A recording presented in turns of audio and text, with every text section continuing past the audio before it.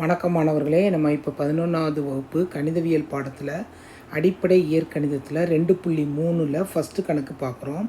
கீழ்கண்ட அசமன்பாடுகளை இடைவெளி அமைப்பில் எழுதுகன்னு கொடுத்துருக்காங்க. நம்ம இடைவெளி அமைப்பில் எழுதும்போது நம்ம எண்கோட்டுக்கு போயிடுவோம். எண்கோட்டுக்கு போகும்போது என்ன வரும்? குறை முழுக்கள் மிகை முழுக்களை போட்டுட்டோம்னா நம்மளுக்கு எளிமையாக இருக்கும். ஓகேவா? ஃபஸ்ட்டு கணக்கில் என்ன கொடுத்துருக்காங்கன்னா x greater than or equal to -1 மற்றும் x less than 4. ஃபஸ்ட்டு நம்ம எழுதிக்கிறோம். ஃபஸ்ட்டு நம்ம என்ன எழுதுகிறோம்? ஒரு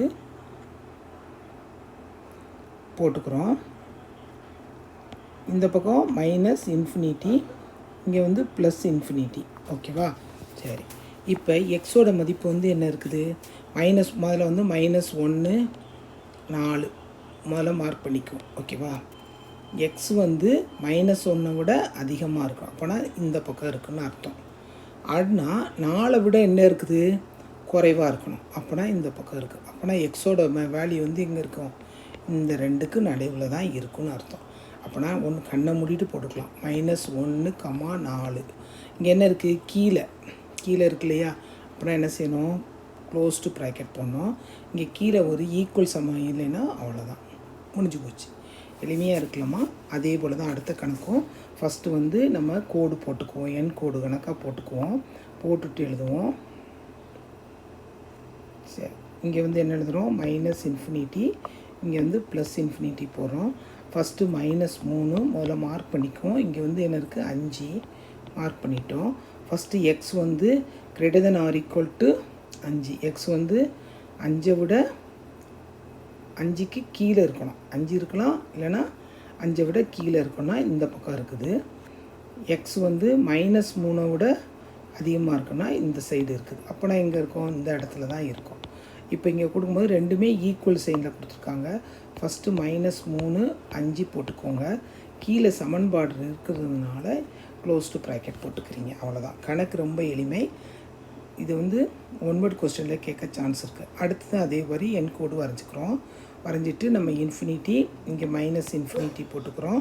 இங்கே -1, இங்கே 3 போட்டுக்கிறோம். ஓகேவா? இப்போ எக்ஸ் -1 விட சின்னதாக இருக்கும்.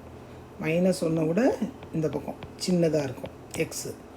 அடுத்து 3 கூட சின்னதாக இருக்கும். அப்போனா இந்த இடத்துல இருக்குதுன்னு அர்த்தம். எக்ஸோட வேல்யூ இங்கே இருக்குதுன்னு அர்த்தம். நம்ம இங்கே கொடுக்கும்போது -1 விட சின்னதாக இருக்கும்னா இந்த இன்ஃபினிட்டி வந்துடுது. ஓகேவா? இன்ஃபினிட்டி வந்துடுது. அடுத்து இங்கே என்ன இருக்குது? 3. அப்போனா ரெண்டுமே என்ன இருக்கணும்? ஓப்பனில் தான் இருக்கணும். ரெண்டுமே ஓப்பனில் போட்டுக்கோங்க. அடுத்த கணக்கு பாருங்கள்.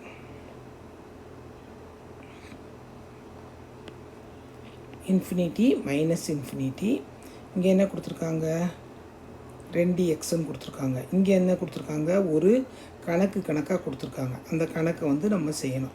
இப்போ அதுக்கு ஃபஸ்ட்டு நம்ம முடிச்சுட்டு அதுக்கப்புறம் நம்ம கோடு போடுவோம். ஓகேவா? ஃபஸ்ட்டு 2x = 0ன்னு கொடுத்துருக்காங்க. அப்போனா என்ன வரும்? 2x = 0னா x -x இப்படி இருக்குது. அப்போனா x < (0) இருக்கணும். அடுத்த ஸ்டெப்ஸ் என்ன கொடுத்துருக்காங்க? 3x, இந்த 4 அந்த பக்கம் போச்சுன்னா என்ன வரும்? 14, 11, 15 ஆயிடுது. அப்போனா x < 5. x < 5. இப்போ என் கோடு போடுவோம். இங்கே இன்ஃபினிட்டி, இங்கே -∞ போட்டுக்கிறோம். இங்கே 0, 5. எக்ஸ் என்னது? 0 மேலே இருக்கணும், இப்படி இருக்கணும். ஆனால் 5 விட கம்மியாக இருக்கணும்னு இருக்குது. அப்போனா 5 விட கம்மியாக இருக்கும்னா 5க்கு இந்த பக்கம் தான் வரும். ஓகேவா? அப்போனா இந்த இது போடும்போது நம்ம என்ன எழுதலாம்? எக்ஸு இந்த இதில் என்ன வருது? இந்த இதுக்கு மட்டும்தான் இருக்குது 0. 0ங்கும்போது என்ன இருக்குது? ஓப்பன். அண்ட் தென் இங்கிட்டு வரும்போதும் ஓப்பன் இருக்கும்போது 5. ஓகேவா? அவ்வளோதான் மாணவர்களே. ரொம்ப எளிமையாக இருக்குல்ல? அடுத்த கணக்கில் சந்திப்போம்.